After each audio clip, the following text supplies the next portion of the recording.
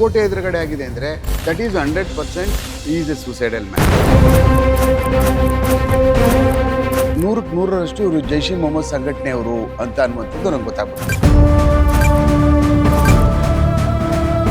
ಯಾವುದೇ ನೀವು ಇದುವರೆಗೂ ಅವ್ರು ಮಾಡಿರ್ತಕ್ಕಂಥ ಬಾಂಬ್ ಬ್ಲಾಸ್ಟ್ ಕೇಸ್ಗಳಲ್ಲಿ ಎಲ್ಲ ಎಜುಕೇಟೆಡ್ಗಳೇ ಇನ್ವಾಲ್ವ್ ಆಗಿದ್ದಾರೆ. ಯಾರೂ ಇದ್ರ ಹೊಣೆ ಹೊತ್ತಿಲ್ಲ. ಯಾಕಿರ್ಬೋದು? ನಾವು ಮಾಡಿದ್ದೀವಿ ಅಂತ ಹೇಳ್ತಾರೋ ಹಾಕೋಗಿ ಗುಮ್ತೀವಿ. ಯಾರೇ ಮಾಡಿದ್ರು ಅದನ್ನು ವಾರ ಅಂತ ತಿಳ್ಕೊಂಡು ನಾವು ಅವ್ರನ್ನ ಬಲಿ ಹಾಕ್ಬಿಡ್ತೀವಿ. ಹೆಂಗೆ ಸರ್ ಇವ್ರು ಮಠ ಹಾಕೋದು ಹೆಂಗೆ? ಅದಕ್ಕೆ ಸರಿಯಾಗಿ ಗುಂಡು ಹೊಡಿಬೇಕು ಅಷ್ಟೇ ಕೆಲಸ. ಫೈನಲಿ ಈ ಕೇಸನ್ನ ಲಾಜಿಕಲ್ ಎಂಡಿಗೆ ತಗೊಂಡೋಗೋರು ಯಾರು? ಓಡಾಡೋ ಗಾಡಿನೇ ಕೊಟ್ಟಿಲ್ಲ ಅಂದ್ರೆ ಏನು ಓಡಾಡ್ತಾನ ಅವನು? ಕಾಂಗ್ರೆಸ್ ಅವಧಿಯಲ್ಲಿ. ಹೌದು ಹೌದು ಹೌದು, ಅವನ್ನ ತಯಾರಿ ಮಾಡಿ ಬಾಕ್ಸ್ ಬಿಡ್ಬೇಕಷ್ಟೇ.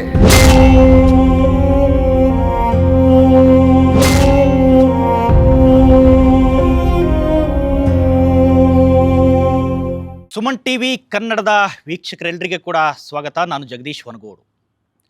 ರಾಷ್ಟ್ರ ರಾಜಧಾನಿ ದೆಹಲಿಯಲ್ಲಿ ನಡೆದಂಥ ಘಟನೆ ಇಡೀ ದೇಶವನ್ನು ಬೆಚ್ಚಿ ಬೀಳಿಸಿದೆ. ದೇಶ ಮಾತ್ರವಲ್ಲದೆ ಎಲ್ಲ ಕಡೆಗಳಲ್ಲೂ ಕೂಡ ಹೈ ಅಲರ್ಟನ್ನು ಘೋಷಣೆ ಮಾಡಲಾಗಿದೆ.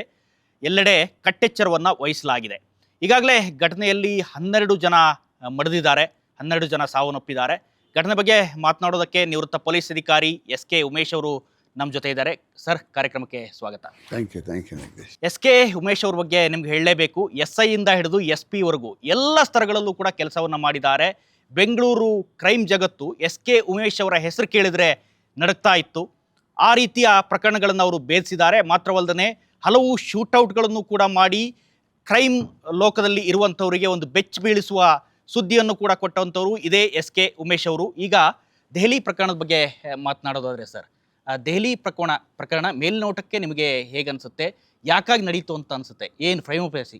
ನನಗೆ ಅದು ಹಿಂದಿನ ದಿವಸ ಅದು ಫರೀದಾಬಾದ್ನಲ್ಲಿ ಆದಂಥ ಒಂದೇನು ಅಲ್ಲೋಗಿ ಒಂದು ಡಾಕ್ಟ್ರ್ ಮನೆಗಳನ್ನ ಶೋಧನೆಗಳನ್ನೇ ಮಾಡಿದ್ರು. ಅದರಲ್ಲಿ ಅಪಾರವಾದಂಥ ಭಾಳ ಆಲ್ಮೋಸ್ಟು 2000 kgಯಷ್ಟು ಅಮೋನಿಯಂ ನೈಟ್ರೇಟ್ ಸಿಗ್ತದೆ ಅಂತಂದರೆ, ಮತ್ತು AK-56, AK-47 vehicle, around about 380 ಬುಲೆಟ್ಸ್ಗಳು, ಮತ್ತು ಇನ್ನಿತರಕ್ಕೆ ಸಂಬಂಧಪಟ್ಟಂಥ ಟೈಮರ್ ಡಿವೈಸಸ್ಗಳು, ಇದೆಲ್ಲ ಅವ್ರ ಮನೆಯಲ್ಲಿ ಡಾಕ್ಟ್ರ್ ಮನೆಗಳಲ್ಲಿ ಸಿಗ್ತಾ ಇದೆ ಅಂತಂದರೆ ನನಗನ್ನಿಸ್ತು ಈ ಕಂಪ್ಲೀಟ್ 100% ಇವರು ಜೈಷ್ ಇ ಮೊಹಮ್ಮದ್ ಸಂಘಟನೆಯವರು ಅಂತ ಅನ್ನುವಂಥದ್ದು ನಂಗೆ ಗೊತ್ತಾಗ್ಬಿಡ್ತು.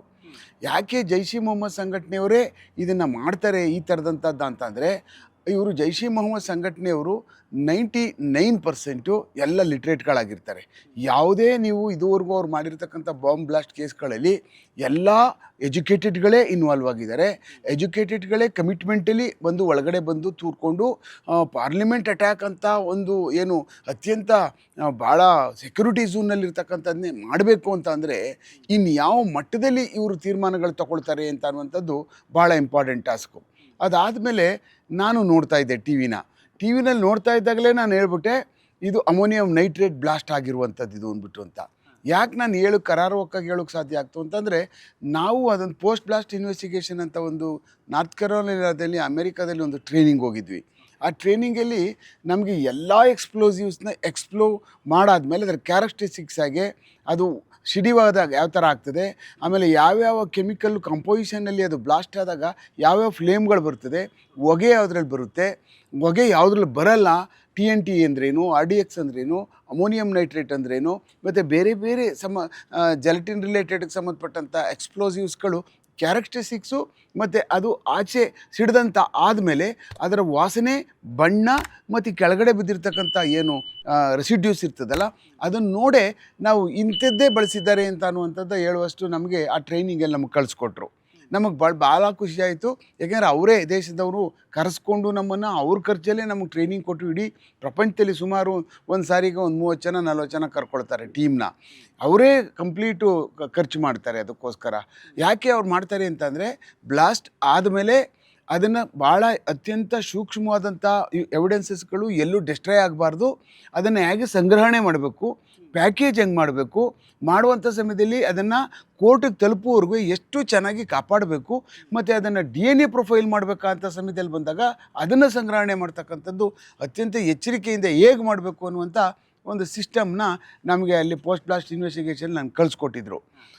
ನಾವು ಅದರಿಂದ ಅರ್ಧ ನಮಗೆ ಸಾಮಾನ್ಯವಾಗಿ ಎಲ್ಲಾದರೂ ಬ್ಲಾಸ್ಟ್ ಆದಾಗ ನಮ್ಗೆ ಯಾವುದೋ ಒಂದು CCTV ಫುಟೇಜೋ ಇಲ್ಲ ಬೇರೆ ಇನ್ಯಾವುದೋ ಒಂದು ಮೊಬೈಲಲ್ಲಿ ರೆಕಾರ್ಡ್ ಆದಂಥದ್ದು ನೋಡಿದ ತಕ್ಷಣವೇ ಇಂಥದ್ದೇ ಅದು ಒಂದು ಕೆಮಿಕಲ್ನ ಯೂಸ್ ಮಾಡಿದ್ದಾರೆ ಅನ್ನುವಂಥದ್ದು ಹೇಳುವಷ್ಟು ನಮಗೆ ಕರಾರುವಕ್ಕಾಗಿ ಗೊತ್ತಾಗ್ತು.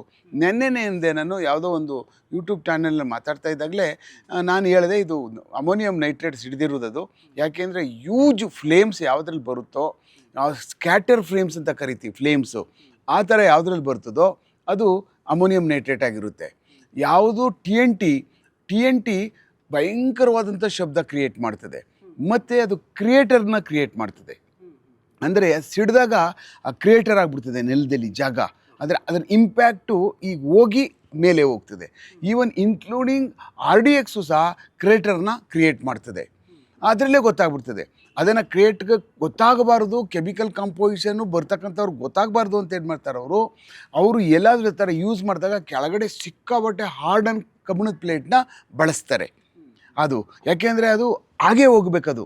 ಅದೇನಾದರೂ ಕೆಳಗಡೆಗೆ ಹೋದರೆ ಅದು 50% ಕೆಳಗಡೆ ಹೋಗ್ತದೆ ಅದರ ಫೋರ್ಸು. ಅಂದರೆ ಫೋರ್ಸ್ ಕಡಿಮೆ ಆಗುತ್ತೆ. ಫೋರ್ಸು ಹೌದೌದು ಕಮ್ಮಿ ಆಗಿಬಿಡುತ್ತೆ. ಅವ್ರಿಗೆ ಯಾವಾಗ ಫೋರ್ಸ್ ಹಿಂಗೆ ಮೇಲಕ್ಕೆ ಹಿಂಗೆ ಬರ್ತಾ ಇದ್ದಾಗಲೇ ಸ್ಪ್ರೆಡ್ ಆಗಿಬಿಡುತ್ತೆ. ಅದು ಸ್ಪ್ರೆಡ್ ಆದ ತಕ್ಷಣ ಏನಾಗುತ್ತೆ, ಅಮೋನಿಯಂ ನೈಟ್ರೇಟ್ ಏನು ಮಾಡುತ್ತೆ, ಸುಟ್ಬಿಡುತ್ತೆ ಇರ್ತಕ್ಕಂಥವ್ರನ್ನ ಅಕ್ಕಪಕ್ಕ ಎಲ್ಲ ಜನಗಳನ್ನ. ಮತ್ತು ಅದಕ್ಕೆ ಸಂಬಂಧಪಟ್ಟಂಗೆ ಅವನು ಏನು ಹಾಕಿರ್ತಾನೆ, ಏನು ಹಾಕಿರ್ತಾನೆ ಪೆಲೆಟ್ಗಳು, ಯಾವ ಥರವಾದಂಥ ಒಳಗಡೆ ಅದಕ್ಕೆ ಸಬ್ಸಿಡಿಯರಿಯಾಗಿ ಏನೇನು ಕಬ್ಬಿಣನ ಬಳಸಿರ್ತಾನೆ, ಬುಲೆಟ್ಗಳಾಗಿ ಪರಿವರ್ತನೆ ಆಗೋದಕ್ಕೆ ಅನ್ನೋದು ಇಂಪಾರ್ಟೆಂಟ್ ಆಗಿರುತ್ತೆ. ಆದರೆ TNT ಮತ್ತು ಇದ್ರ ಸ್ಕೋಪ್ ಜಾಸ್ತಿ ಇರೋದ್ರಿಂದ, ಸ್ಪೀಡ್ ಜಾಸ್ತಿ ಇರೋದ್ರಿಂದ, ಕಂಬಸ್ಟನ್ ಕೆಪಾಸಿಟಿ ಜಾಸ್ತಿ ಇರೋದ್ರಿಂದ TNT ಮತ್ತು RDXಗೆ ಅವುಗಳು ಕನ್ವರ್ಟ್ ಮಾಡ್ಕೊಬಿಡ್ತವೆ. ಆ ಸಿಡ್ದಂಥ ಸ್ಪೀಡಲ್ಲಿ ಗಾಳಿನೇ ಕನ್ವರ್ಟ್ ಮಾಡಿ ಗಾಳಿನೇ ವೆಪನಾಗಿ ಬಳಸ್ಕೊಬಿಡ್ತದೆ. ಆ ಗಾಳಿನೇ ಕುಂದಾಕ್ಬಿಡ್ತದೆ ಎಲ್ಲರನ್ನೂ. ಅಂದರೆ ಆ ಸ್ಪೀಡಲ್ಲಿ ಹೋದಾಗ ಕಾಲು ಕೈಗಳು ಅಲ್ಲ, ಗಾಳಿ ಕಾಲು ಕೈ ಏನು ಸಿಗ್ತದೋ ಕಟ್ ಮಾಡ್ಕೊಂಡು ಹೋಗ್ಬಿಡುತ್ತೆ. ಗಾಳಿನೇ ವೆಪನಾಗಿ ಬದಲಾವಣೆ ಆಗಿಬಿಡುತ್ತೆ. ಯಾಕೆಂದರೆ ಅದು ಬ್ಲಾಸ್ಟ್ ಆದ ಸ್ಪೀಡಲ್ಲಿ ಅಷ್ಟು ವ್ಯಾಕ್ಯೂಮ್ ಆದು ಆಚೆ ತಳ್ಳಿಬಿಡುತ್ತೆ, ಅಷ್ಟು ಸ್ಪೀಡ್ ಒಳಗಡೆ ಗಾಳಿನ. ಇದರಲ್ಲಿ ಬೇರೆ ಐಟಮ್ಗಳು ಹೋಗ್ಬಿಟ್ಟು ಬ್ಲಾಸ್ಟ್ ಆದವು ಅಲ್ಲಿ ಅಕ್ಕಪಕ್ಕ ಇರ್ತಕ್ಕಂಥವ್ರಿಗೆ ಹೊಡೆಯುವಂಥದ್ದಾದರೆ ಅಮೋನಿಯಂ ನೈಟ್ರೇಟಲ್ಲಿ TNT ಮತ್ತು RDXಲ್ಲಿ ದಿಸ್ ಈಸ್ ದ ಸ್ಪೆಷಲ್. ಯಾಕೆ ಅಂತಂದರೆ ಅದರ ಸ್ಪೀಡು ಮತ್ತು ಅದರದ ವೆಲಾಸಿಟಿ ಜಾಸ್ತಿ. ಆ ಕಾರಣಕ್ಕೋಸ್ಕರನೇ ಗಾಳಿನೇ ಪರಿವರ್ತನೆ ಆಗಿಬಿಟ್ಟು ಹೋಗ್ಬಿಟ್ಟು ಜನಗಳನ್ನ ನಿಂತಿದ್ದ ಕಡೆಯಲ್ಲಿ ಏನೂ ಆಗಿರಲ್ಲ, ಆದರೆ ಕಾಲು ಕತ್ತರಿಸೋಗಿರ್ತದೆ, ಕೈ ಹೋಗ್ಬಿಟ್ಟಿರ್ತದೆ, ತಲೆ ಇರಲ್ಲ. ಅಂದರೆ ಅಷ್ಟು ಸ್ಪೀಡಲ್ಲಿ ಹೋಗಿರುತ್ತೆ. ಆ ಒಂದು ಹೇಳುವಷ್ಟು ನಮಗೆ ನನ್ನ ಲೆಕ್ಕದಲ್ಲಿ ಅದೊಂದು ತಿಳ್ಕೊಂಡು ಬಂದಿದ್ವಿ ನಾವು. ಅದನ್ನು ನೆನ್ನೆ ದಿವಸ ನಾನು ನೋಡಿದ ತಕ್ಷಣವೇ ನಾನು ಕೆಲವಾರು ಜನಗೆ ನಾನು ಹೇಳಿದೆ, ಇದು ನನ್ನ ಪ್ರಕಾರ ಇದು ಅಮೋನಿಯಂ ನೈಟ್ರೇಟ್ ಇರ್ತದೆ. But around about 50 kg 100 kg bag ಇರುತ್ತೆ ಅಮೋನಿಯಂ ನೈಟ್ರೇಟು. ಅದರಲ್ಲಿ 2 ಕೆಪಾಸಿಟಿ ಬ್ಯಾಗ್ಗಳನ್ನ ಅವನಿಟ್ಟು ನನ್ನ ಲೆಕ್ಕ ಡೆಟೋನೇಟ್ ಮಾಡಿರ್ತಕ್ಕಂಥದ್ದು ಇರ್ತದೆ ಅಂತ ಅನ್ನುವಂಥದ್ದು ನಂಗೆ ಅನ್ನಿಸ್ತು. ಅನ್ಸುತ್ತೆ, ಯಾಕೆಂದ್ರೆ ಕಾರ್ನಲ್ಲಿ ಹಿಂದೆ ಬ್ಯಾಗ್ ಕೂಡ ಕಾಣಿಸ್ತಾ ಇದೆ. ಹೌದೌದು. ಆಮೇಲೆ ನನಗೆ ಇನ್ನೊಂದು ಅನ್ನಿಸ್ತು, ಅದು ಪುಲ್ವಾಮಾದಲ್ಲಿನೂ ಸಹ ಸೂಸೈಡಲ್ ಆ್ಯಕ್ಚುಲಿ. ಅಲ್ಲಿ ಬಂದಾಗ ಅವ್ರು ಇಮಿಡಿಯೇಟಾಗಿ ನಮ್ಮದು ಯಾವುದು ವೆಹಿಕಲ್ ಬಂದ ತಕ್ಷಣ ಪುಲ್ವಾಮಾದಲ್ಲಿ ಮೇನ್ ರೋಡಲ್ಲಿ ಹೋಗ್ತಾ ಇರಬೇಕಾದಾಗ ಸಂಧಿ ರೋಡಿಂದ ಬಂದು ಗುದ್ತಾನೆ ಅವನು. ಬಂದಲ್ಲಿ ಓವರ್ಟೇಕ್ ಮಾಡಿ ಎಲ್ಲಿ ಗುದ್ದಬೇಕು ಸೆಂಟ್ರಿಗೆ ಅಂತ ಅವ್ನಿಗೆ ಗೊತ್ತಿರುತ್ತೆ ಟಾರ್ಗೆಟು, ಅಲ್ಲೇ ಹೋಗಿ ಗುತ್ತಾನೆ. ಅದರಿಂದ ಸೂಸೈಡಲ್ ಬಾಂಬರ್ಸ್ಗಳು ಲಿಟ್ರೇಟ್ಗಳು ತಯಾರಾಗ್ತಾ ಇದ್ದಾರೆ ಅಂತ ಅನ್ನುವಂಥದ್ದು ಭಾಳ ದಿವಸದಲ್ಲೇ NIA ಮತ್ತು ನಮ್ಮ ಏನು IB ಇದೆಯಲ್ಲ ಅದು ಗೊತ್ತಾಗಿದೆ. ಅದರಿಂದ ಏನು ಮಾಡ್ತಾರೆ, ಅವರು ಡಿಕೋಡಿಂಗ್ ಮಾಡದೇ ಇರ್ತಕ್ಕಂಥ ಒಂದು ಕೋಡೆಡ್ ಲ್ಯಾಂಗ್ವೇಜ್ನ ಮಾಡ್ಕೊಳ್ತಾರೆ. ಯಾವುದೇ ಒಂದು ಆಪ್ರೇಷನ್ಗೆ ಒಂದು ಲ್ಯಾಂಗ್ವೇಜ್ನ ತಯಾರು ಮಾಡ್ಕೊಳ್ತಾರೆ ಫಸ್ಟು. ಅಂದರೆ ಯಾರಿಗೂ ಗೊತ್ತಾಗಬಾರ್ದು. ನಾವು ಮಾತಾಡುವಂಥದ್ದು ಭಾಷೆಗಳು ಮತ್ತು ಏನಾರ ಮೆಟೀರಿಯಲ್ಗೆ ಬಳಸ್ತಕ್ಕಂಥದ್ದು, ಎಲ್ಲಿ ಮಾಡಬೇಕು, ಟೈಮ್ ಯಾವಾಗ, ಯಾರ್ಯಾರು ಸೇರ್ಕೊಂಡಿದ್ದಾರೆ ಎನ್ನುವಂಥದ್ದನ್ನೆಲ್ಲ ಏನೇನು ಪೂರಕವಾಗಿ ಒಂದು ಬಾಂಬ್ನ ಸೆಟ್ ಮಾಡಿ ರೆಕ್ಕಿ ಮಾಡುವಂಥ ಜಾಗದಿಂದ ಹಿಡಿದು ಅದಕ್ಕೆ ಏನೇನೆಲ್ಲ ಪರಿಕರವಾಗಿ ಲ್ಯಾಂಗ್ವೇಜಸ್ ಬೇಕೋ ಆ ಲ್ಯಾಂಗ್ವೇಜ್ನ ತಯಾರು ಮಾಡ್ತಕ್ಕಂಥ ಭಾಳ ಬುದ್ಧಿವಂತರುಗಳು ಜೈಷ್ ಇ ಮೊಹಮ್ಮದಲ್ಲಿದ್ದಾರೆ. ಆ ಲ್ಯಾಂಗ್ವೇಜ್ ಮುಖಾಂತರನೇ ಇವರು ಮಾತಾಡ್ತಾರೆ. ಆ ಲ್ಯಾಂಗ್ವೇಜ್ ಮುಖಾಂತರನೇ ಇವರು ಮಾತುಕತೆಗಳು ಮತ್ತು ವಾಟ್ಸಪ್ ಚಾಟ್ಗಳು ಮತ್ತು ಬೇರೆ ಬೇರೆ ವಿಧಾನದಲ್ಲಿ ಬೇರೆ ಬೇರೆ ಅಪ್ಲಿಕೇಶನ್ಸ್ಗಳಿದ್ದಾವೆ. ಆ್ಯನಿಯನ್ ಅಂತೆ, ಅದಂತೆ ಇದಂತೆ, ಮಣ್ಣು ಹುಂಸಿ ಅಂತ ಸಿಕ್ಕಾಬಟ್ಟೆ ಅಪ್ಲಿಕೇಶನ್ ಇದ್ದಾವೆ. ಅದ್ರ ಒಳಗಡೆ ಅದ್ರ ಮುಖಾಂತರ ಅವರು ಚಾಟ್ಗಳು ಮಾಡ್ತಕ್ಕಂಥದ್ದು ಹ್ಯಾಂಡ್ಲರ್ಸ್ಗಳು ಅಂತ ಕರಿತೀವಿ ನಾವು. ಅಂದರೆ ಹ್ಯಾಂಡ್ಲರ್ಸ್ಗಳು ತುಂಬ ಬ್ಯಾಕ್ ಎಂಡಲ್ಲಿ ಕೂತ್ಕೊಂಡು ಭಾಳ ಸೈಬರ್ ಫೋರೆನ್ಸಿಕ್ ಭಾಳ ಇದಿರ್ತದೆ ಅವ್ರಿಗೆ. ಎಲ್ಲೂ ಯಾರೂ ಅವ್ರನ್ನ ಟ್ಯಾಪ್ ಮಾಡೋಕ್ಕಾಗಬಾರ್ದು ಅನ್ನುವಂಥ ದಾರಿ ಹುಡುಕಿ ಹ್ಯಾಂಡ್ಲರ್ಗಳು ಅದನ್ನು ಒಂದು ಕಡೆಯಿಂದ ಒಂದು ಕಡೆಗೆ ರವಾನೆ ಮಾಡ್ತಕ್ಕಂಥ ಕೆಲಸವನ್ನು ಈ ಜೈಷ್ ಇ ಮೊಹಮ್ಮದ್ ಸಂಘಟನೆಯವ್ರು ಮಾಡ್ತಾರೆ. ಅಷ್ಟೇ ಕೆಪಾಸಿಟಿ ಇಂಡಿಯನ್ ಮುಜಾಹಿದ್ದೀನ್ ಅವ್ರು ಮಾಡ್ತಾಯಿದ್ದ. ಯಾಸಿನ್ ಭಟ್ಕಳ್ ಹಿಡಿದು ಅರೆಸ್ಟ್ ಆಗಿ ಜೈಲಾಗುವವರೆಗೂ ಇಡೀ ಕನ್ಯಾಕುಮಾರಿಯಿಂದ ಕಾಶ್ಮೀರದವರೆಗೂ ಆ ಗ್ಯಾಂಗ್ನೇ ಟೋಟಲಿ ಗ್ಯಾಂಗ್ಗಳು ನಮ್ಮಲ್ಲಿ ಬಾಂಬ್ ಬ್ಲಾಸ್ಟ್ ಮಾಡ್ತಾಯಿದ್ರು. ಯಾರು ನಮ್ಮ ಅಲ್ಲುಮಾ ಗ್ಯಾಂಗು ತಮಿಳ್ನಾಡವ್ರು ಬಿಟ್ಟರೆ ಯಾಕೆಂದರೆ ಅವ್ರು ಬಂದು ಮಲ್ಲೇಶ್ವರಂ ಬ್ಲಾಸ್ಟ್ ಮಾಡಿದರು, ಮತ್ತು ಒಂದು 2-3 ಬ್ಲಾಸ್ಟ್ಗಳು, ಮತ್ತು ತಮಿಳ್ನಾಡಲ್ಲಿ ಕೊಯಮತ್ತೂರು ಬ್ಲಾಸ್ಟ್ಗಳು, ಮತ್ತು ಹೀಗೆ ಕೆಲವಷ್ಟು ಬ್ಲಾಸ್ಟ್ಗಳನ್ನ ಲೋಕಲಾಗಿ ಅವರು ಮಾಡಿಕೊಂಡು ಗ್ಯಾಂಗ್ ತಯಾರು ಮಾಡಿಕೊಂಡು, ಹನುಮ ಗ್ಯಾಂಗು, ಯಾರು ನಮ್ಮ ಪೊಲೀಸ್ ಫಕ್ರುದ್ದೀನ್ ಮತ್ತು ಆ ಟೀಮು, ನಾಸಿರ್ ಮದಾನಿ ಇವರೆಲ್ಲ. ಇದೊಂದಾದರೆ ಬಟ್ ಅತ್ಯಂತ ಯಶಸ್ವಿಯಾಗಿ ಭಾಳ ಟೆಕ್ನಿಕಲಿ, ಮತ್ತು ರಿಯಾಜ್ ಭಟ್ಕಳ ಅವನ ತಮ್ಮ ಪಾಕಿಸ್ತಾನದಲ್ಲಿ ಕೂತ್ಕೊಂಡು ಆ ಟೆಕ್ನಿಕ್ಯಾಲಿಟಿ ಹೇಗೆ ಯೂಸ್ ಮಾಡಬೇಕು ಅನ್ನುವಂಥದ್ದನ್ನ ಹೇಳ್ಕೊಟ್ಟು ಯಾಸಿನ್ ಭಟ್ಕಳ್ಗೆ ಹೇಗೆ ಪ್ರಿಪ್ರೇಷನ್ ಮಾಡಬೇಕು ಅನ್ನುವಂಥದ್ದು, ಮತ್ತು ಮಾನಿಟರಿ ಹೇಗೆ ಅವ್ರಿಗೆ ಫೈನಾನ್ಷಿಯಲಿ ಹೆಂಗೆ ಸಪೋರ್ಟ್ ಮಾಡಬೇಕು ಅನ್ನುವಂಥ ಪಂಪ್ ಮಾಡ್ತಕ್ಕಂಥ ಲಷ್ಕರ್ ಇ ತೊಯ್ಬಾ ಕಡೆಯಿಂದ ದುಡ್ಡು ಬರ್ತಾಯಿತ್ತು ಅವ್ರಿಗೆ. ಇಂಡಿಯನ್ ಮುಜಾಹಿದೀನ್ಗೆ ಲಷ್ಕರ್ ಇ ತೊಯ್ಬದವರು ಫೈನಾನ್ಸ್ ಮಾಡ್ತಾ ಇರ್ತಕ್ಕಂಥದ್ದಿತ್ತು ಇಲ್ಲಿ. ಹಾಗೆ ಲಷ್ಕರ್ ಇ ತೊಯ್ಬದವ್ರದ್ದು ಒಂದು ಗ್ಯಾಂಗು, ಅವ್ರದ್ದೊಂದು ಭಾಳ ದೊಡ್ಡ ಗ್ಯಾಂಗು, ಮತ್ತು ಅವ್ರದ್ದು ಹೋರಾಟದ ಗ್ಯಾಂಗ್ ಇದೆ. ಅವ್ರದ್ದು ಟೆರರಿಸ್ಟ್ಗಳು, ನಾಟ್ ಓನ್ಲಿ ಟೆರರಿಸ್ಟ್, ಅವ್ರು ಬೇರೆ ಥರವಾದಂಥ ಎಲ್ಲ ಚಟುವಟಿಕೆಗಳು ಮಾಡ್ತಕ್ಕಂಥ ಲಿಂಕ್ ಇದೆ. ಅಂದರೆ they have got A link with huge ಯಾವುದು ನಮ್ಮ ನರಕೋಟಿಕ್ಸ್ ಕಡೆ ಸಿಕ್ಕಾಬಟ್ಟೆ ಅವ್ರಿಗೆ ಕಾಂಟ್ಯಾಕ್ಟ್ ಇದೆ. ಮತ್ತು ಅಫ್ಘಾನಿಸ್ತಾನದಲ್ಲಿ ಬೆಳೀತಕ್ಕಂಥ ನರಕೋಟಿಕ್ಸ್ ಏನಿದೆಯೋ ಅದರಲ್ಲಿ ಮುಕ್ಕಾಲು ಭಾಗ ಅವ್ರು ಟ್ರಾನ್ಸ್ಪೋರ್ಟೇಷನ್ ಮಾಡ್ತಕ್ಕಂಥ ಇದಿದೆ, ಅವ್ರಿಗೆ ಕೆಪಾಸಿಟಿ ಇದೆ. ಅದರಿಂದ ಇಡೀ ಸೌತ್ ಈಸ್ಟಿಯನ್ ಕಂಟ್ರಿಗಳಲ್ಲಿ ಡಿಸ್ಟರ್ಬ್ ಮಾಡುವಂಥದ್ದು, ಅಲ್ಲಿ ವ್ಯಾಪಾರ ಮಾಡ್ತಕ್ಕಂಥದ್ದು, ಮತ್ತು ಅಲ್ಲಿಂದ ಬರ್ತಕ್ಕಂಥ ಹಣ ಸಂಗ್ರಹಣೆ ಮಾಡ್ತಕ್ಕಂಥದ್ದು, ಮತ್ತು ಇದಕ್ಕೋಸ್ಕರನೇ ಆರ್ಗನೈಜೇಷನ್ಗೆ ದುಡ್ಡು ಕೊಡ್ತಕ್ಕಂಥ, ಕಲೆಕ್ಷನ್ ಮಾಡ್ತಕ್ಕಂಥ, ಫಂಡಿಂಗ್ ರೈಸ್ ಮಾಡ್ತಕ್ಕಂಥದ್ದು ಮಿಡ್ಲ್ ಈಸ್ಟ್ ಕಂಟ್ರಿಯಿಂದ ಭಾಳ ಅತ್ಯಂತ ಹೆಚ್ಚಿಗೆ ಹಣ ಸಂಪಾದನೆ ಮಾಡ್ತಾ ಇರ್ತಕ್ಕಂಥದ್ದು, ಹಣ ಒಟ್ಟಿಗೆ ಬರ್ತಾ ಇರುವಂಥದ್ದು ಲಷ್ಕರ್ ಇ ತೊಯ್ಬಾಗೆ. ಅದಾದಮೇಲೆ ನೆಕ್ಸ್ಟು ಹಣ ಬರ್ತಾ ಇರ್ತಕ್ಕಂಥದ್ದು ಜೈಷ್ ಇ ಮೊಹಮ್ಮದ್ಗೆ. ಯಾಕೆಂದರೆ ಜೈಷ್ ಇ ಮೊಹಮ್ಮದ್ ಸಂಘಟನೆ ಇರ್ತಕ್ಕಂಥದ್ದು ಅವ್ರು ಸ್ಟಾರ್ಟ್ ಮಾಡ್ಕೊಂಡಿರೋದೇ ಜಮ್ಮು ಕಾಶ್ಮೀರನ ಇಂಟಿಗ್ರೇಟೆಡ್ ಮಾಡಬೇಕು, ನಾವು ಪಾಕಿಸ್ತಾನ ಜೊತೆ ನಾವು ಸೇರಿಸ್ಬೇಕು, ಅದನ್ನ ಅದೇನಾದರೂ ಮಾಡಿ. 1000 ಕಾನೂನು ಮಾಡ್ಕೊಂಡಿರ್ತಾರೆ, ನಮ್ಗೆ ಸಂಬಂಧ ಇಲ್ಲ. ಅದು ಕೆಲಫೇಟ್, ಇಸ್ಲಾಮಿಕ್ ಕೆಲಫೇಟ್ ಅನ್ನುವಂಥ ಯಾವಾಗ ಅವ್ರ ತಲೆನಲ್ಲಿ ಉಟ್ಕೊಳ್ಳುತ್ತೋ, ಈ ನಮ್ಮ ಇಸ್ಲಾಮಿಕ್ ಕೆಲಫೇಟ್ ಅಂತ ಅವ್ರು ಮಾಡ್ಕೊಬಿಟ್ಟಿದ್ದಾರೆ. ಅರೇಬಿಯನ್ ಕಂಟ್ರಿ ಜೊತೆ ಅರಬ್ಬು, ನಮ್ಮ ಇಂಡಿಯಾ, ಬರ್ಮಾ, ಮತ್ತು ಈ ಮಲೇಷ್, ಈ ಕಂಟ್ರಿಗಳೆಲ್ಲ ಸೇರಿಸ್ಕೊಬಿಟ್ಟಿದ್ದಾರೆ. ಇವೆಲ್ಲ ಕಂಟ್ರಿಗಳೂ ಸಹ ಇಸ್ಲಾಮಿಕ್ ಕೆಲಫೇಟ್. ಇಲ್ಲಿ ಇದಲ್ಲದೆ ಬೇರೆ ಏನೂ ನಡೀಕ್ಕೆ ಸಾಧ್ಯನೇ ಇಲ್ಲ. ಅವ್ರ ಮ್ಯಾಪೇ ಹೆಂಗೆ ಇರ್ತಕ್ಕಂಥದ್ದು.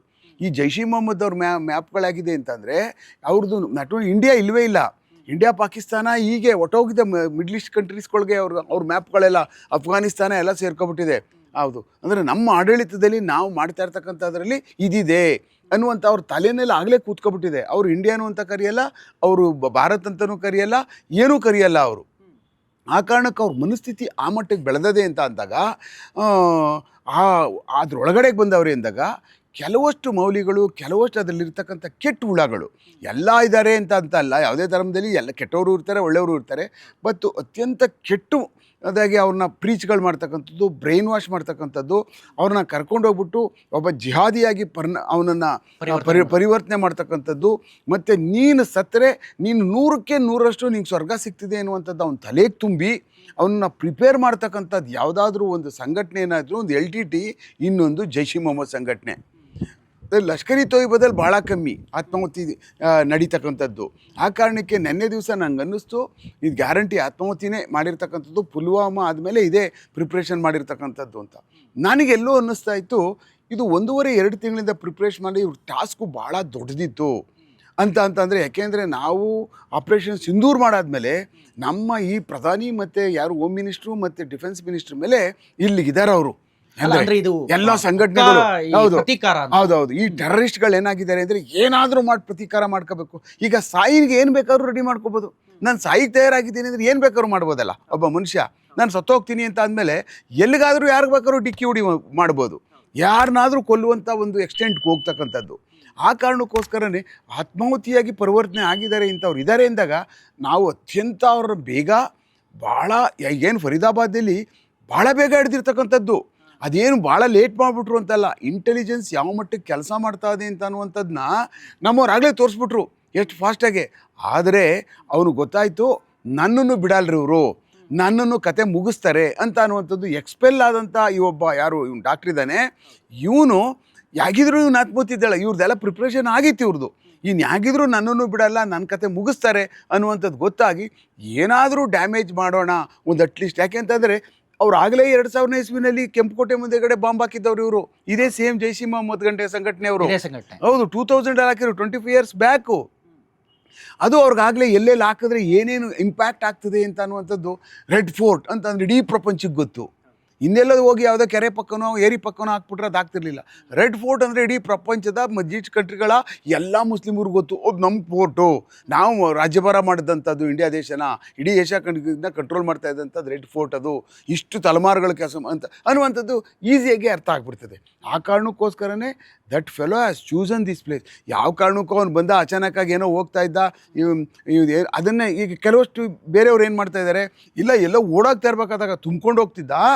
ಈ ದೀನ್ದಾರ್ ಅಂಜುಮಾನ್ ಅಂತ ನೀವು ಕೇಳಿರ್ಬೋದು. ದೀನ್ದಾರ್ ಅಂಜುಮಾನ್ ಒಂದು ಸಂಘಟನೆ, ಅದು ಏನು ಹಿಂದೂಗಳು ಮತ್ತು ಕ್ರಿಶ್ಚಿಯನ್ಗಳನ್ನ ಇಬ್ಬರ ಮಧ್ಯೆನೂ ಭ್ರಾತೃತ್ವ ಹಾಳು ಮಾಡಿ ಇವ್ರುಗಳೇ ಚರ್ಚ್ಗಳಿಗೆ ಬ್ಲಾಸ್ಟ್ ಮಾಡ್ತಾ ಇದ್ದಾರೆ ಹಿಂದೂಗಳು ಅಂತ ಅನ್ನುವಂಥದ್ದನ್ನ ನಮ್ಮ ಮೇಲೆ ಹಾಕೋದಕ್ಕೆ ಅವರು ಸೀರಿಯಲ್ ಬ್ಲಾಸ್ಟ್ಗಳನ್ನ ಸುಮಾರು 23 ಚರ್ಚ್ ಬ್ಲಾಸ್ಟ್ಗಳನ್ನ ಮಾಡ್ಕೊಂಡು ಬಂದರು. ಆದರೆ ಕೊನೆಗೆ ನಮ್ಮ ಗೋರಿಪಾಳ್ಯದಲ್ಲಿ 2000 ಆದಂಥ ಡಿಸೆಂಬರ್ ತಿಂಗಳಲ್ಲದು ಗೋರಿಪಾಳ್ಯದ ಚರ್ಚ್ಗಿಟ್ಟು ಅಲ್ಲಿಂದ ಮುಂದೆ ಬಂದು ಈಗೇನು ಇವ್ರದ್ದು ನಮ್ಮ ಶೇಷಾಪುರಂ ಹತ್ರ ಒಂದು ಲುಲು ಮಾಲ್ ಬರುತ್ತಲ್ಲ, ಅಲ್ಲಿ ಒಂದು ಹಂಪಿತ್ತು, ದೊಡ್ಡ ಹಂಪು ಹಾಕಿದ್ರು. ಆಗಲಿ ಎಡಗಡೆ ಸೈಡ್ ಏನೂ ಮನೆಗಳಿರಲಿಲ್ಲ, ಏನೋ ಹರಳು ಗಿಡಗಳೇ ಬೆಳ್ಕೊಂಡಿದ್ದೋ ಸಿಕ್ಕಾಪಟ್ಟೆ, ಆಗ ಯಾವುದೂ ಇರಲಿಲ್ಲ. ಅಲ್ಲಿ ಬಂದೇನಾಯಿತು, ಅವನು ರೆಡಿ ಮಾಡ್ಕೊಳ್ತಾ ಇದ್ದ, ಇದು ಓಕ್ಲಿಪುರದ ಚರ್ಚ್ಗೆ ಇಡಬೇಕಾಗಿತ್ತು. ಅವನು ಎಲ್ಲ ತೊಗೊಂಡು ರೆಡಿ ಮಾಡ್ಕೊಂಡು ಮಾಡ್ತಾ ಇದ್ನಲ್ಲ, ಎಗರು ವೈರ್ ಟಚ್ ಆಗಿ ಚಿಂದಿ ಆಗ್ಬಿಟ್ಟ. ಅಲ್ಲಿ ಈ ಹುಸೇನ್ ಸಿಗಾಕಬಿಟ್ಟ, ಒಬ್ಬ ಸದ್ದ ಸಿದ್ದಿಕಿ ಹುಸೇನ್ ಸಿಗಾಕಬಿಟ್ಟ. ಹುಸೇನ್ ಮೈಯೆಲ್ಲ ಸುಟ್ಟಿತ್ತು, ಎತ್ಕೊಂಡೋಗಿ ಇಮಿಡಿಯೇಟಾಗಿ ಏನೋ ಗ್ಯಾಸ್ ಸಿಲಿಂಡರ್ ಆಗ್ಬಿಟ್ಟಿದೆ ಅಂತ ಹೇಳ್ಬಿಟ್ಟು ಅಂತ ತಿಳ್ಕೊಂಡಂಥ ಪರಿಸ್ಥಿತಿ ಆಗಿತ್ತಾಗ 2000 ಆಮೇಲೆ ನೋಡಿದ್ರೆ ಬಾಂಬ್, ಅದು ಒಳಗಡೆ ಎಲ್ಲ ಪೂರ್ತಿ ನಮಗೆಲ್ಲ ಏನೇನು ಆ ಬಾಂಬ್ಗೆ ಸಂಬಂಧಪಟ್ಟಂಥ ರಿಲೇಟೆಡ್ ಸಾಮಾನುಗಳೆಲ್ಲ ಸಿಕ್ತಾಗ ಅದಾದ್ಮೇಲೆ ವರ್ತೂರಲ್ಲಿ ಮನೆ ಮಾಡ್ಕೊಂಡಿದ್ರು. ಅಲ್ಲಿ ಹೋಗಿ ಅದೆಲ್ಲ ಸರ್ಚ್ ಮಾಡಿದಾಗ ಅವನ ಹತ್ರ ಇರ್ತಕ್ಕಂಥ ಲಿಟ್ರೇಚರ್ಗಳು, ಅವ್ರ ಪ್ಲ್ಯಾನ್ಗಳು, ಆಮೇಲೆ ಅವ್ರು ಏನೇನೆಲ್ಲ ಮಾಡ್ಕೊಂಡು ಬಂದರು ಇದುವರೆಗೂ, ಎಷ್ಟೆಷ್ಟು ಗಂಟೆಗೆ ಏನೇನು ಮಾಡಿದ್ರು, ಎಲ್ಲೆಲ್ಲಿ ಪ್ರೊಕ್ಯೂರ್ ಮಾಡಿದ್ರು ಎಲ್ಲ ಇಂಪಾರ್ಟೆಂಟ್ ರಾ ಮೆಟೀರಿಯಲ್ಗಳನ್ನ, ಎವ್ರಿಥಿಂಗ್ ಅಲ್ಲಿ ನಮ್ಗೆ ಸಿಕ್ತು ಪ್ರತಿಯೊಂದು. ಯಾವ ರೀತಿ ಮಾಡ್ತಿದ್ರು ಅಂದ್ರೆ ವರ್ತೂರಲ್ಲಿ, ನೀವು ಇಲ್ಲಿ ಬೆಂಗಳೂರಲ್ಲೇ? ಹೌದು, ಎಲ್ಲಾ ಬಾಂಬ್ಗಳು ಇಲ್ಲೇ ಪ್ರಿಪ್ರೇಷನ್ ಮಾಡ್ಕೊಂಡು ಹೋಗ್ಬಿಡ್ತಾ ಇದ್ರು.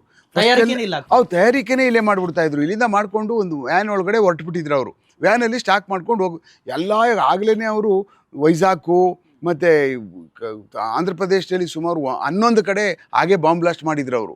ನಮಗೆ ಬಂದು ಇಲ್ಲಿ ಬರ್ತಾ ವಾಡಿನಲ್ಲಿ ಮಾಡಿದರು. ಅದಾದಮೇಲೆ ಮತ್ತು ಬೆಂಗಳೂರಲ್ಲಿ ಮಾಡೋಣ ಸೀರಿಯಲ್ನ ಅಂತ ಹೇಳ್ಬಿಟ್ಟು ಒಂದೊಂದಷ್ಟು ಚರ್ಚ್ನ, ಒಳ್ಳೆ ಚರ್ಚ್ಗಳನ್ನ ಸೆಲೆಕ್ಟ್ ಮಾಡ್ಕೊಂಡಿದ್ರು ಅವರು. ಅದು ಫಸ್ಟ್ ಚರ್ಚ್ಗೆ ಹಾಕಿದ್ರು, ಅದು ಬ್ಲಾಸ್ಟು ಅದೋ ಅಂದರೆ ಎಲ್ಲ ಏನು ಮಾಡಿದರು ಅಂದರೆ ಅಲ್ಲಿ ಒಳಗಡೆ ಎಂಟ್ರಿ ತೊಗೊಳಕ್ಕಾಗಿರಲಿಲ್ಲ ಅವ್ರಿಗೆ, ಎಲ್ಲ ಕಿಟಕಿಗೆ ಕಟ್ಬಿಟ್ಟಿದ್ರು. ಜಯನಗರದಲ್ಲಿ ಯಾಕಿಟ್ರು, ಸೆಲೆಕ್ಷನ್ ಯಾಕೆ ಮಾಡಿಕೊಟ್ರು ಅಂದರೆ ಅಲ್ಲಿ ಕಂಬ್ರಿಯಲ್ಲಿ ಗಲಾಟೆ ಆಗ್ತದೆ. ಅಲ್ಲಿ ಲಿಟ್ರೇಚರ್ಗಳು ಹಾಕ್ಬಿಡೋದು, ದೀನ್ದಾರ ಇವ್ರದ್ದು ಹಿಂದೂಗಳದು ಒಂದಷ್ಟೆಲ್ಲ ಲಿಟ್ರೇಚರ್ಗಳೆಲ್ಲ ರೆಡಿ ಮಾಡ್ಕೊಬಿಟ್ಟಿದ್ರು. ನಾವು ಮಾಡ್ತೀವಿ ನೋಡಿ, ನೀವು ಖಾಲಿ ಮಾಡಲಿಲ್ಲ ಅಂದರೆ ನಿಮ್ಗೆ ಜಾಸ್ತಿ ಆಗೋಯ್ತು ಅಂತೇಳಿ ಅದು ಯಾರು ನೋಡಿದ ತಕ್ಷಣವೇ ಕ್ರಿಶ್ಚಿಯನ್ಸ್ ಹಿಂದೂಗಳು ಮಾಡಿದ್ದಾರೆ, ಹಿಂದೂ ಸಂಘಟನೆಗಳು ಮಾಡಿದ್ದಾರೆ ಅಂತ ಅನ್ನುವಂಥದ್ದು ಆಗಲಿ ಅಂತೇಳಿ ಅದು ಒಂದು ದೊಡ್ಡ ಇದು ಮಾಡಿದರು. ಅದು ನಮಗೆಲ್ಲ ಲಿಟ್ರೇಚರ್ಗಳು ಪೂರ್ತಿ ಎಲ್ಲ ವರ್ತೂರಲ್ಲಿ ಸಿಕ್ತು. ಅವನ್ನ ಅರೆಸ್ಟ್ ಮಾಡಿ ಎಲ್ಲ ಆದಮೇಲೆ ಅದರಲ್ಲಿ ಒಬ್ಬ ಸತ್ತಿದ್ದು, ಒಬ್ಬ ಕ್ಯೂಡ್ ಸಿಕ್ತು, ಅವನಿಗೆ ಡೆತ್ ಪೆನಾಲ್ಟಿ ಆಗಿತ್ತು. ಅದಾದಮೇಲೆ ಸುಮಾರು ಜನ ಇದರಲ್ಲಿ ಭಾಗಿಯಾಗಿದ್ದರು. ಅಲ್ಲಿ ನೂಜ್ವೀಡ್ ಅಂತ ಬರುತ್ತೆ ಆಂಧ್ರ ಪ್ರದೇಶದಲ್ಲಿ, ಅಲ್ಲಿ ಅವರು ಒಂದು ದೊಡ್ಡ ಗ್ಯಾಂಗ್ ಇತ್ತು, ತಯಾರಿ ಮಾಡಿದಂಥ ಗ್ಯಾಂಗ್ ಎಲ್ಲ ಫುಲ್ ಇತ್ತು. ಅದಾದಮೇಲೆ ಅಲ್ಲಿ ಹೋಗಿ ಅವರು ಆಂಧ್ರ ಪ್ರದೇಶದವ್ರನ್ನ ಕರ್ಕೊಂಡು ಅಲ್ಲಿ ಅವ್ರನ್ನೆಲ್ಲ ಹಿಡಿದು ಅವ್ರಿಗೂ ಅವರ ಕೇಸಸ್ಗಳಿಗೂ ತುಂಬ ಬೇಕಾಗಿತ್ತಲ್ಲ, ಆ ಕಾರಣಕ್ಕೆ ನಮ್ಮಲ್ಲಿ ಇದೊಂದೇ ಕೇಸಲ್ಲಿ ಕರ್ಕೊಂಡೋಗಿದ್ದು. ಅದರಿಂದ ಅವರು ಅಲ್ಲಿ ಎಲ್ಲರನ್ನೂ ಹಿಡ್ಕೊಂಡು ಅವ್ರನ್ನ ಅಲ್ಲಿ ಕರ್ಕೊಂಡೋದ್ರು. ನಾವು ಈ ಕಡೆ ಬಂದ್ವಿ. ಅವ್ರಿಗೆ ಗೊತ್ತೇ ಇರಲಿಲ್ಲ ಆರೋಪಿತರು ಯಾರು ಅಂತ, ಯಾಕೆಂದರೆ ನಮಗೆ ಲೆಸನ್ ಸಿಕ್ಬಿಟ್ನಲ್ಲ. ಹುಸೇನ್ ಯಾವಾಗ ನಮ್ಗೆ ಸಿಕ್ತಾನೋ ನಮಗೆಲ್ಲ ಮೆಟೀರಿಯಲ್ ಸಿಕ್ಬಿಡ್ತು, ಇನ್ಫಾರ್ಮೇಷನ್ನು ಅವನಿಗೆ. ಆಮೇಲೆ ಮನೆ ಎಲ್ಲ ಕಂಪ್ಲೀಟು ನಮಗೆ ಮೆಟೀರಿಯಲ್ ಸಿಕ್ಬಿಡ್ತು ಇದೆಲ್ಲ. ಹಾಗೆ ದೀನ್ದಾರ್ ಅಂಜುಮಾನೇ ನಮಗೆ 2000 ಏನಾಯ್ತಲ್ಲ ಬಾಂಬ್ ಬ್ಲಾಸ್ಟು, ಅದಕ್ಕೆ ಮೊದಲೇ ಅದೇ ಬಾಂಬ್ ಬ್ಲಾಸ್ಟ್ ಇಲ್ಲ, ಪ್ರಾರಂಭ ಆದದ್ದೇ ಅವಾಗಿಂದ ನಮ್ಮಲ್ಲಿ ಕರ್ನಾಟಕದಲ್ಲಿ.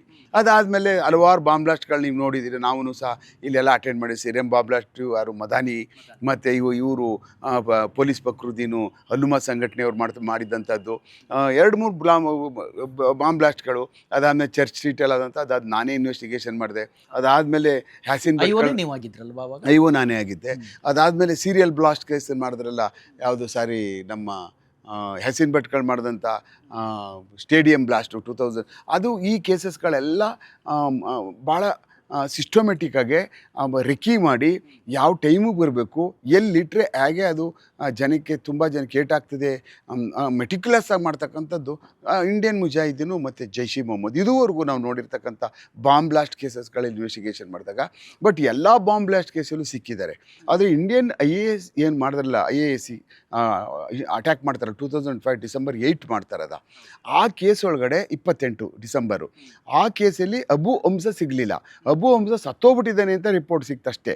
ಅವನು ಅಲ್ಲಿಂದನೇ ಬಂದಿದ್ದೆ. ಆ್ಯಕ್ಚುಲಿ 2 ವರ್ಷ ತಯಾರಿ ಇತ್ತು ಅವ್ರದ್ದು, ಇದೇನಾದರೂ ಮಾಡಬೇಕು ಭಾಳ ಇಂಪಾರ್ಟೆಂಟ್ ಟಾಸ್ಕ್ ಅಂತ. ಅದಕ್ಕೋಸ್ಕರ ನಾವು ಬಿಹಾರಿನಲ್ಲಿ ಒಂದು ಹುಡುಗನ್ನ ಅವರು ಸಿರಾಜುದ್ದೀನ್ ಅವನನ್ನ ಪತ್ತೆ ಮಾಡಿಕೊಂಡು ಅವನಿಗೆ ಟ್ರೈನ್ ಮಾಡಿ ಅವನಿಗೆ ಕರೆಸ್ಕೊಂಡು ಅಲ್ಲಿ ಮುರುಡಿಕೆನಲ್ಲಿ ಇದೆಯಲ್ಲ, ಈಗ ನಮ್ಮವರೆಲ್ಲ ಬ್ಲಾಸ್ಟ್ ಆಯ್ತಲ್ಲ ಆಪ್ರೇಷನ್ ಸಿಂಧೂರ್ಲಿ, ಆ ಮುರುಡಿಕೆನಲ್ಲಿ ಇವನು ಸುಮಾರು 6 ತಿಂಗಳು ಕಂಪ್ಲೀಟ್ ಎಲ್ಲ ಟ್ರೈನಿಂಗ್ ಮಾಡಿ ಅಲ್ಲಿಂದ ಬಾರ್ಡರ್ ಕ್ರಾಸ್ ಮಾಡ್ಕೊಂಡು ಬಂದು ಮತ್ತೆ ಬೆಂಗಳೂರಿನಲ್ಲಿ ಒಂದು ಡಿಪ್ಲೊಮಾ ಕೋರ್ಸಿಗೆ ಸೇರ್ತೀನಿ ಅಂತೇಳಿ ಎಲ್ಲ ಫೈನಾನ್ಸ್ ಟೆರರಿಸ್ಟ್ ಆಕ್ಟಿವಿಟೀಸ್ ಅವ್ರು ಲಷ್ಕರಿ ತೊಯ್ಬಾನೆ ಅವರೇ ಮಾಡ್ತಾ ಇದ್ದು. ಅಂದ್ರೆ ಇವರು ಆಯ್ಕೆ ಪಡ್ಕೊಳ್ಳೋ ಚಿಕ್ಕ ಹುಡುಗರನ್ನೇ. ಹೌದೌದು, ಅವ್ರನ್ನ ಬ್ರೈನ್ ವಾಶ್ ಮಾಡಿ ನೀನು ಇದು ಮಾಡಬೇಕಪ್ಪ, ನೀನು ಮಾಡಿದ್ರೆ ನೋಡಿ ಹಿಂಗಿದೆ, ಅವನ್ನ ಭಾಳ ತುಂಬ ಅವನ್ನ ಕಂಟ್ರೋಲಿಗೆ ತೊಗೊಬಿಡ್ತಾರೆ. ಅವರಪ್ಪ ಪ್ರಿನ್ಸಿಪಲ್ ಆ್ಯಕ್ಚುಲಿ ಆ ಬಿಹಾರದಲ್ಲಿ ಪ್ರಿನ್ಸಿಪಾಲ್ ಮಗ ಅವನು ಅಬು ಹಮ್ಜನ್ನ ಅಲ್ಲಿಂದ ಬರೋದಕ್ಕೆ ಅಸೋಸಿಯೇಟ್ ಮಾಡಿ ನೇಪಾಳಕ್ಕೆ ಬರ್ತಾನೆ. ಅವನು ಅಲ್ಲ ಒಂದು ಟ್ರಾವೆಲ್ ಡಾಕ್ಯುಮೆಂಟ್ ಎಲ್ಲ ಒಂದು ಹೋಟ್ಲಲ್ಲಿ ಇಡ್ತಾನೆ, ಅಲ್ಲಿಂದ ಬರ್ತಾನೆ.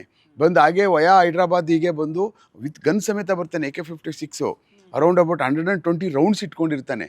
ಮತ್ತು ಒಂದು 8 ಗ್ರೆನೇಡ್ ಇರ್ತದೆ. ಅದನ್ನೆಲ್ಲ ತೊಗೊಂಡು ಅಲ್ಲಿ ಏನು ಕಾಫಿ ಬೋರ್ಡ್ ಕಾಲೋನಿ ಅಂತ ಬರುತ್ತೆ ನೋಡಿ ಹೆಬ್ಬಾಳದ ಹತ್ರ, ಅಲ್ಲಿ ಒಂದು ರೂಮ್ ಮಾಡ್ಕೊಂಡಿರ್ತಾನೆ.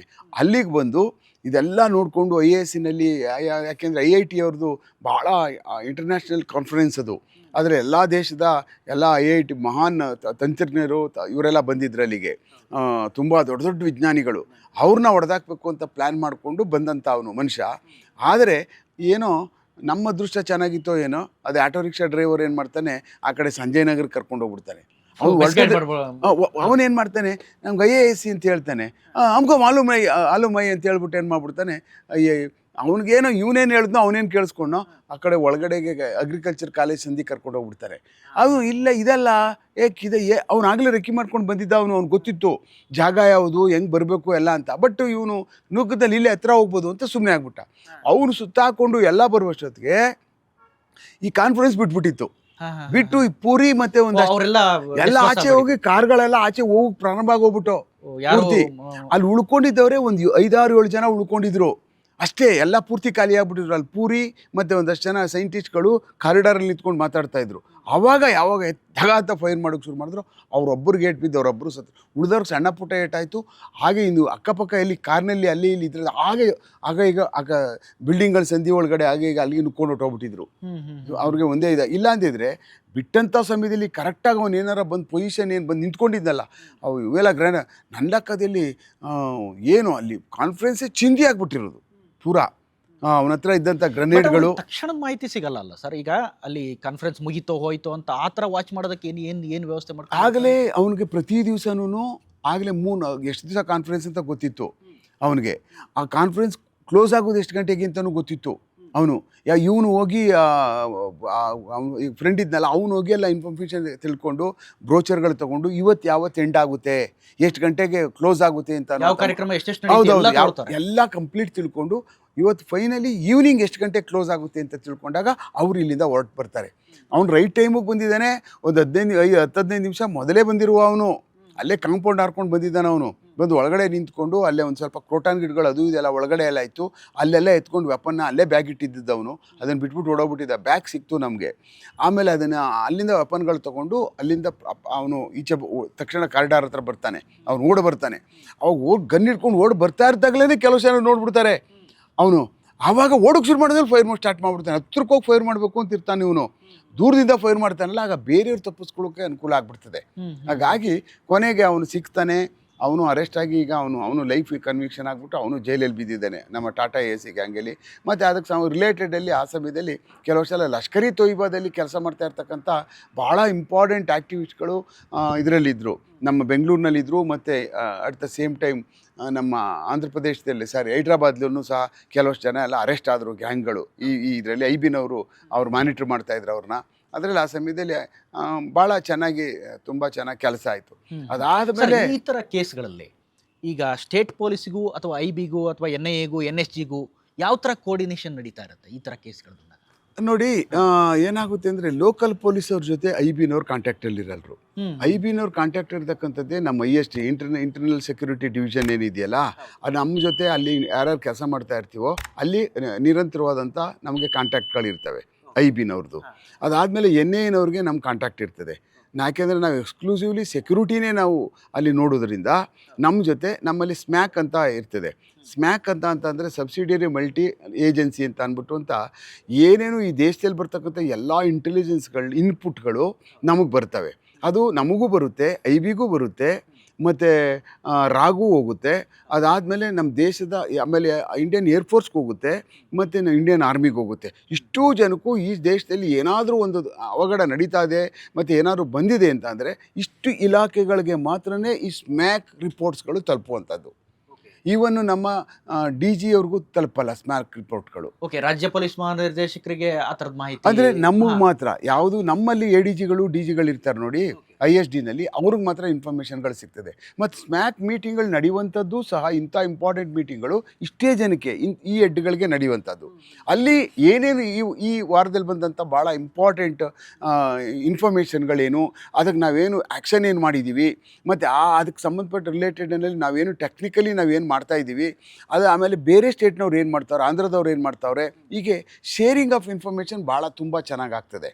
ಖಂಡಿತ. ಯಾಕೆಂದ್ರೆ ಇದು ಕೇವಲ ರಾಜ್ಯದ ವಿಚಾರ ಆಗಿರಲ್ಲ, ಎಲ್ಲ ಇಡೀ ದೇಶದ ಭದ್ರತೆ ವಿಚಾರ ಆಗಿರಲ್ಲ. ಹೌದೌದು ಭಾಳ ತುಂಬ ಚೆನ್ನಾಗಿ ಇನ್ಫಾರ್ಮೇಷನ್ ಶೇರಿಂಗ್ ಆಗುತ್ತೆ ಆ ಟೇಬಲ್ನಲ್ಲಿ. ನಾನು ಹಲವಾರು ಸಾರಿ ಹೋಗಿದ್ದೀನಿ ಅವ್ರ ಸಪೋರ್ಟ್, ಅಂದರೆ ನಾವು ಎದಾಗ ಹೋಗಲ್ಲ, ಬಟ್ ನಮ್ಮ ಆಫೀಸರ್ಗಳು ಹೋದಾಗ ಅವ್ರ ಜೊತೆ ನಾವು ಹೋಗಿರ್ತಕ್ಕಂಥ ಸ್ಮ್ಯಾಕ್ ಮೀಟಿಂಗ್ ಇದ್ದಾವೆ. ತುಂಬ ಹೈ ಲೆವೆಲ್ ಇರುತ್ತೆ, ತುಂಬ ಅಲ್ಲಿ ವಿಚಾರಗಳನ್ನ ಡಿಸ್ಕಷನ್ ಮಾಡ್ತಾರೆ. ದೇಶದ ಸೆಕ್ಯೂರಿಟಿ ಸಂಬಂಧಪಟ್ಟಾಗೆ ಬ್ರೀಚ್ ಎಲ್ಲಾಗ್ತದೆ, ಯಾವ ಇನ್ಫಾರ್ಮೇಷನ್ ಬಂದಿದೆ, ಇವಾಗ ಯಾರು ಅಸಾಮಿಗಳು ಬಂದಿದ್ದಾರೆ, ಎಲ್ಲಿ ಉಳ್ಕೊಳ್ಳುವಂಥ ಸಾಧ್ಯತೆ ಇರ್ತದೆ, ಅವ್ನಿಗೆ ಮಾಡ್ತಾ ಇರ್ತಕ್ಕಂಥವ್ರು ಯಾರು, ಫೈನಾನ್ಷಿಯಲ್ ಸಪೋರ್ಟ್ಗಳು ಯಾರು, ಅದನ್ನು ಯಾರು ಮಾನಿಟ್ರ್ ಅವರೇ ಯಾರು ಕ್ಲೋಸ್ ಆಗಿ ಮಾಡ್ತಾ ಇದ್ದಾರೆ, ಆ ಎಲ್ಲ ಇನ್ಫಾರ್ಮೇಷನ್ಗಳನ್ನ ಶೇರ್ ಮಾಡಿ ನಿಮಗೂ ಇಷ್ಟು ಇನ್ಫಾರ್ಮೇಷನ್ ನಾವು ಕೊಡ್ತಾ ಇದ್ದೀವಿ, ನೀವು ಪ್ರೂವ್ ಮಾಡಿ ಅಡಿಷ್ನಲ್ ಆಗಿ ನೀವೇನು ಕೆಲಸ ಮಾಡ್ತೀರಿ ಅಂತ ಅನ್ನುವಂಥ ಶೇರ್ ಮಾಡ್ಕೊಳ್ಳುವಂಥದ್ದೇ ಈ ಮೀಟಿಂಗ್ನ ಮಹೋದ್ದೇಶ. ಆ ಕಾರಣಕ್ಕೆ ನನ್ನ ಲೆಕ್ಕದಲ್ಲಿ ಭಾಳ ಅದ್ಭುತವಾದಂಥ ಸಭೆಗಳಿವೆಲ್ಲ. ಇದೆಲ್ಲ ಈ ಥರ ಮಾಡುವಂಥದ್ದು ಈ ಸರ್ಕಾರಗಳು ಹೊಸ ಏನು 14 ವರ್ಷದಿಂದ ಸುಮಾರು ವರ್ಷಗಳಿಂದ ಬರ್ತಾ ಇದೆಯಲ್ಲ ಸೆಂಟ್ರಲ್ ಗೌರ್ಮೆಂಟ್ಲಿ, ಅವರುಗಳು ಈ ಇನ್ಫಾರ್ಮೇಷನ್ ಶೇರಿಂಗ್ ಮಾಡಾದ್ಮೇಲೆ ಇವ್ರನ್ನ ಬಲಿಯಾಗ್ತಕ್ಕಂಥ ಕೆಲಸಗಳನ್ನ ಭಾಳ ಬೇಗ ಆಗ್ತಾಯಿತ್ತು. ಮೊದಲು IB-ನವ್ರು ನಮ್ಗೆ ಇನ್ಫಾರ್ಮೇಷನ್ಗಳೇ ಕೊಡ್ತಾ ಇರಲಿಲ್ಲ, ನಮ್ಮ ಜೊತೆನೇ ಸೇರ್ತಾ ಇರಲಿಲ್ಲ, ನಮ್ಮನ್ನೇನೋ ಒಂಥರ ಮಲ್ತಾ ಇದ್ದವ್ರನ್ನೇ ಥರ ನೋಡ್ಬಿಡ್ತಿದ್ರು. ಇವಾಗ ಹಂಗಲ್ಲ, ನಾವು ಒಂಥರ ಸಿಸ್ಟರ್ ಕನ್ಸರ್ನ್ಗಳ ಥರ. ಹೌದು, IB ಅಂದರೆ ಸೆಂಟ್ರಲ್ ಅವರಲ್ವ ಅವರು, ಆ ಕಾರಣಕ್ಕೋಸ್ಕರ ಏನೇ ಆದರೂ ಆ ಕಡೆಗೆ ಬಿಟ್ಟರೆ ಬೇರೆ ಯಾವುದೇ ಸೆಕ್ಯೂರಿಟಿ ಏಜೆನ್ಸಿ ಜೊತೆ ಅವರು ಇದಾಗ್ತಾ ಇರಲಿಲ್ಲ. ಈಗ they are very close with NIA, very close with ISD and our team ಏನು ಸೆಕ್ಯೂರಿಟಿಗೆ ಸಂಬಂಧಪಟ್ಟ ಮೋದಿ ಸರ್ಕಾರ ಬಂದಾಗಿನಿಂದ. ಅಂದರೆ ಅವಾಗ ಮಾಡಿದ್ದೇ ಅವಾಗ ಇದನ್ನು. ಹೌದು, ಅವಾಗಲೇ ಮಾಡಿದ್ದೆ ಆ್ಯಕ್ಚುಲಿ ಇದನ್ನೆಲ್ಲನೂ. ಈ ಥರ ಸ್ಮ್ಯಾಕ್ ಅಂತ ನಡಿಬೇಕು, ಚರ್ಚೆಗಳಾಗಬೇಕು, ನೀವೆಲ್ಲ ಒಂದು ರಾಜ್ಯದಿಂದ ಒಂದು ಇನ್ಫಾರ್ಮೇಷನ್ಗಳನ್ನ ಶೇರ್ ಮಾಡ್ಕೋಬೇಕು. This is A unit, this is our India. ನಮ್ಮದೇ ರಾಜ್ಯ, ನಮ್ಮದೇ ಸಿಟಿ ಅಂದ್ಕೊಂಡು ಕೂತ್ಕೋಕೆ ಹೋದರೆ ಭಾಳ ಕಷ್ಟ ಆಗ್ಬಿಡ್ತದೆ. ನಾವು ಆ ಥರ ಡಿವೈಡ್ ಮಾಡ್ಕೊಳ್ಳೋಕೆ ಆಗೋದಿಲ್ಲ regarding this type of information ಅಂತೇಳಿ ಮಾಸ್ ಇನ್ಫಾರ್ಮೇಷನ್ ಶೇರ್ ಮಾಡಿಕೊಂಡು ಬಲಿಯಾಗ್ತಕ್ಕಂಥ ಕೆಲಸ ಮಾಡಬೇಕು ಅಂತ ಅನ್ನುವಂಥದ್ದನ್ನ ನನ್ನ ಲೆಕ್ಕದಲ್ಲಿ they have started A beautiful platform ಮಾತ್ರ.